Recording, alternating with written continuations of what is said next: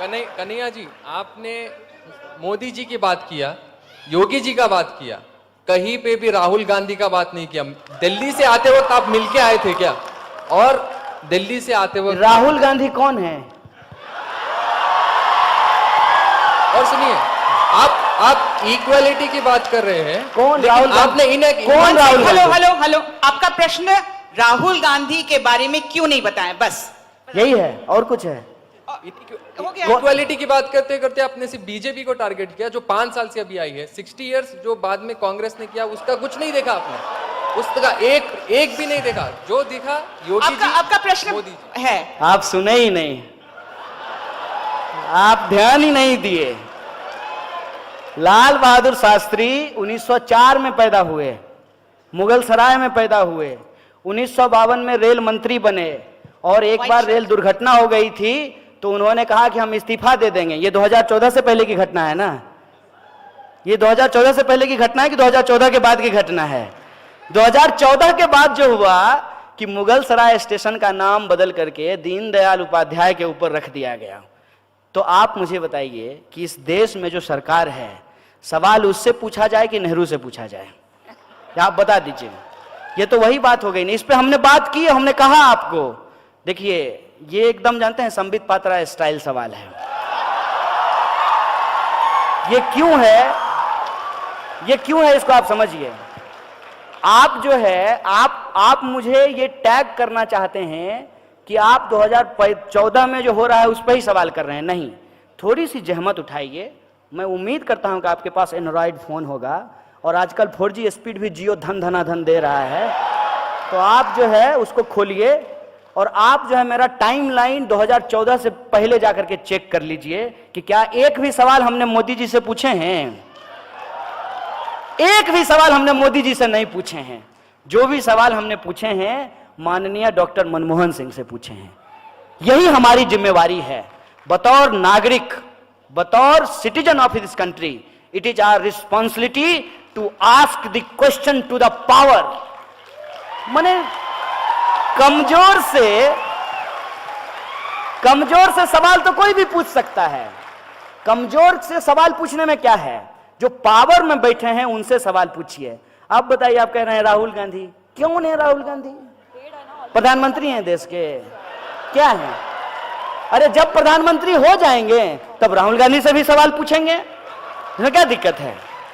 और ये बात आप मेरा नोट करके रखिए कि राहुल गांधी प्रधानमंत्री हो जाएंगे और राहुल गांधी जो आज बात बोल रहे हैं, यदि उस बात को नहीं पूरा करेंगे तो इसी मजबूती से राहुल गांधी से भी सवाल पूछेंगे। यह बात को हम आपको कह देना चाहते हैं। यह जो साजिश है, इस साजिश को आप समझिए कि अपनी गलती जो है वो हम पड़ोसियों के मत्थे मर देना चाहते हैं। मैंने आप बताइए कि देश में जो हो रहा है उसके लिए हम पाकिस्तान का नाम ले रहे हैं। क्या है पाकिस्तान? मुकाबला करना होगा तो पाकिस्तान से मुकाबला करेंगे। अमेरिका, ब्रिटेन और चाइना से मुकाबला नहीं करेंगे कि पाकिस्तान से मुकाबला करेंगे। इसको आप समझिए। जानबूझ करके एक ऐसा कॉम्पिटिटर चुना जाता है। वीडियो गेम खेलते होंगे मोबाइल पे। वीडियो गेम में क्या होता है कि क्रिकेट खेलता है लोग तो अपने हिसाब से प्लेयर चुनना होता है, अपने हिसाब से टीम चुनना होता है, तो जो खेलता है हमेशा वही जीतता है। ये देश में वही हो रहा है। सरकार में जो बैठे हुए लोग हैं अपने हिसाब से विपक्ष चुन रहे हैं। मैं विपक्ष नहीं हूं, मैं विपक्ष की भूमिका में होना भी नहीं चाहता हूं, लेकिन विपक्ष का जो काम है वो काम यदि सरकार करे तो फिर विपक्ष क्या करेगी? विपक्ष का काम है सवाल पूछना, सरकार का काम है जवाब देना। विपक्ष जो है उसको कहता है जवाब दो और सरकार जो है वो सवाल पूछ रही है। ऐसा थोड़ी होता है। जो कांग्रेस ने किया तो कांग्रेस ने वो भुगता। कांग्रेस है, राहुल गांधी तो प्रधानमंत्री नहीं है, मनमोहन सिंह भी नहीं है। वो जो है, जो मुद्दा आपने उठाया था माननीय मोदी जी ने करप्शन का, कि ये लोग बहुत करप्ट लोग हैं, इनको सत्ता से हटाइए, हमको सत्ता में लाइए, हम जो है काला धन वापस लेकर के आएंगे। आया। और क्या कहे थे कि हम 2 करोड़ जो है रोजगार पैदा करेंगे, मिला।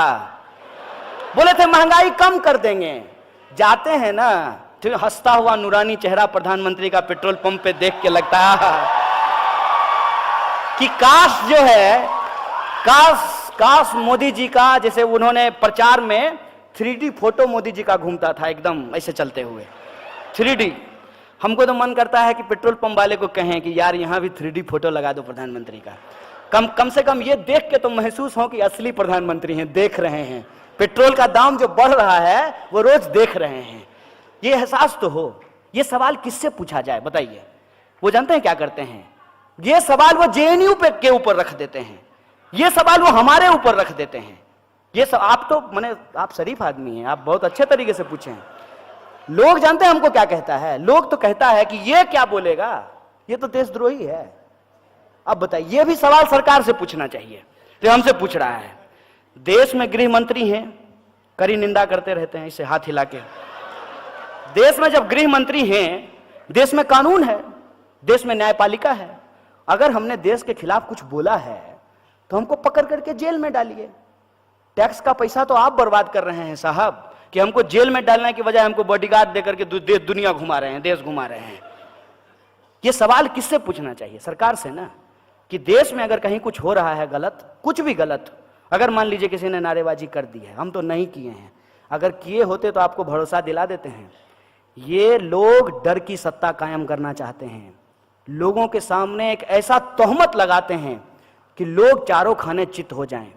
किसी भी इंसान के ऊपर एक ऐसा आरोप मर दो कि उसकी सारे के सारे सवाल की लेजिटिमेसी चला जाए। जो सवाल हैं वो सवाल पूछना ही बंद कर दे, उसको इतना डराओ, यदि ना डरे तो गोली चलाओ, गोली चलाने के बाद भी नहीं डरे तो जान ले लो, नहीं माने तो जेल में भर दो। यही हो रहा है ना देश में। और आप तब भी कहते हैं कि सवाल जो है वो मोदी जी से ना पूछ करके राहुल गांधी से पूछा जाए। सत्ता से सवाल पूछा जाता है साहब, और सत्ता से सवाल पूछना चाहिए, और सत्ता किसी की भी हो, हर किसी से सवाल पूछना चाहिए। और हम हैदराबाद की इस आवाम को, गंगा जमुनी तहजीब को मानने वाली इस आवाम से हम यही अपील करना चाहते हैं। आप तमाम नौजवानों से यह अपील करना चाहते हैं कि कोई भी सरकार जिसको आपने अपना समर्थन दिया है, वो जब चुन करके आए हैं, उसका घोषणा पत्र आपके हाथ में होना चाहिए। मैंने ठीक है, आजकल ऑनलाइन का जमाना है, डाउनलोड कर लीजिएगा इनके वेबसाइट से, वो पढ़िए उसको और देखिए कि इसमें से कितने सवाल हल हुए हैं। और ये तो साजिश है ना, कि 2014 में भी ऐसा होता था, 2012 में भी ऐसा होता था, 13 में भी ऐसा होता था, तो मतलब ऐसा ही होता रहे तब तो बहुत अच्छा है ना। कि अभी बीजेपी कह रही है कि कांग्रेस के समय में भी गरीबी है इसलिए हम गरीबी दूर नहीं करेंगे। कल को यदि कांग्रेस जीत करके आए तो कांग्रेस कहेगी तो बीजेपी को जिता करके देख लिए, वो थोड़ी गरीबी दूर किया, अब हम भी गरीबी दूर नहीं करेंगे। इसका आप जेनेसिस समझ रहे हैं? ये जो सवाल जिस तरीके से आज उठाए जा रहे हैं, आप भी उसके शिकार हो गए हैं, ये हमको कहां पहुंचा देगा उसका आप मतलब समझ रहे हैं? इसका अर्थ आप समझ रहे हैं कि डेमोक्रेसी होगा ही नहीं, डेमोक्रेसी बचेगी ही नहीं। और इसका एक सबसे बड़ा जो खतरा हुआ है, एक आखिरी बात आपके सवाल को रिस्पॉन्ड करते हुए कहता हूं कि इस देश के एक पार्टी के एक अध्यक्ष को यह हिम्मत कहां से आती है कि वो कहते हैं कि 50 साल राज करेंगे। Who are you? राज करेंगे? ये भाषा कहां से आई है? कैसे ये भाषा निकाल पाते हैं लोग? क्योंकि उनको भरोसा है कि जब भी वक्त आएगा, कांग्रेस बीजेपी करके, अपनी गलती किसी और के सर मढ़ करके, हिंदू मुसलमान करके, समाज का ध्रुवीकरण करके चुनाव जीत जाएंगे, हमको कौन हरा देगा? और हारने की स्थिति आएगी तो ईवीएम जिंदाबाद। ये जो स्थिति है, इस खतरनाक परिस्थिति को आप समझिए। कौन होगा प्रधानमंत्री?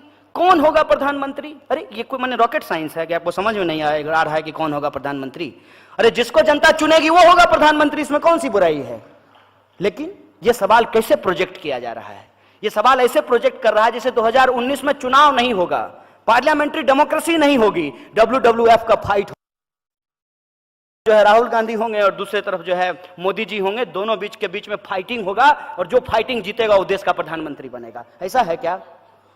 इस देश में 545 सीट पे चुनाव होना है। 545 सीट पे जब चुनाव होगा, उसमें जिसका बहुमत होगा, जिस सरकार की बहुमत होगी, जिस अलायंस का बहुमत होगा, वो लोग जाकर के अपना जो है प्रधानमंत्री चुनेंगे, वो अपना मंत्रिमंडल चुनेंगे। यही होता है ना पार्लियामेंट्री डेमोक्रेसी। ये प्रेसिडेंशियल मोड ऑफ डेमोक्रेसी है। ये अमेरिका तो नहीं है, ये हिंदुस्तान है ना। अमेरिका के चुनाव में और हिंदुस्तान के चुनाव में क्या फर्क है? अमेरिका में प्रेसिडेंशियल मोड ऑफ इलेक्शन है, जनता सीधे प्रेसिडेंट का चुनाव करती है। हम अपने यहां सीधे प्रेसिडेंट का चुनाव नहीं करते हैं, सीधे प्रधानमंत्री का चुनाव नहीं करते हैं, हम एमपी का चुनाव करते हैं। और हमारे एमपी जो हैं वो जाकर के प्रधानमंत्री का चुनाव करते हैं। इनको कौन ये पावर दे दिया है? हाथ में जो है माइक ले लिया और कैमरा ले लिया और अपने आप को दुनिया का सबसे स्मार्ट आदमी समझ रहे हैं। आप कौन होते हैं डिसाइड करने वाले? जनता डिसाइड करेगी ना। जनता जिसको मैंडेट देगी, जिस पार्टी को मैंडेट देगी, उसका प्रधानमंत्री होगा। योग इसलिए बोला गया है ताकि आपको यह कहा जाए, ठीक है यार 90 रुपए पेट्रोल खरीद रहे हैं तो क्या है, लेकिन पप्पू को वोट दे दें। इसलिए बोला गया है। यह साजिश आप समझिए। ये इसलिए बोला गया है कि आप हर सवाल के जवाब में यह कहें तो क्या राहुल गांधी को वोट दे दें। यह इसलिए कहा गया है। और एक बात मैं आपको बता देता हूं कि राहुल गांधी पप्पू हैं कि नहीं हैं, यह तब पता चलेगा ना जब वो देश के प्रधानमंत्री बनेंगे। लेकिन प्रधानमंत्री गप्पू हैं, यह पिछले 4.5 सालों में पता चल गया है। यह बात मैं आपको बता देना चाहता हूं। इसको इस तरीके से हम लोगों को सोचना चाहिए। और पार्लियामेंट्री डेमोक्रेसी में जिसकी जिम्मेवारी जो है उसको वो जिम्मेवारी निभानी चाहिए। और बतौर नागरिक मेरी जिम्मेवारी ये है कि सत्ता हमको कितनी भी डराने की कोशिश करे, हम सवाल पूछेंगे और तब तक पूछेंगे जब तक हमको जवाब नहीं मिल जाता है। बहुत बहुत धन्यवाद।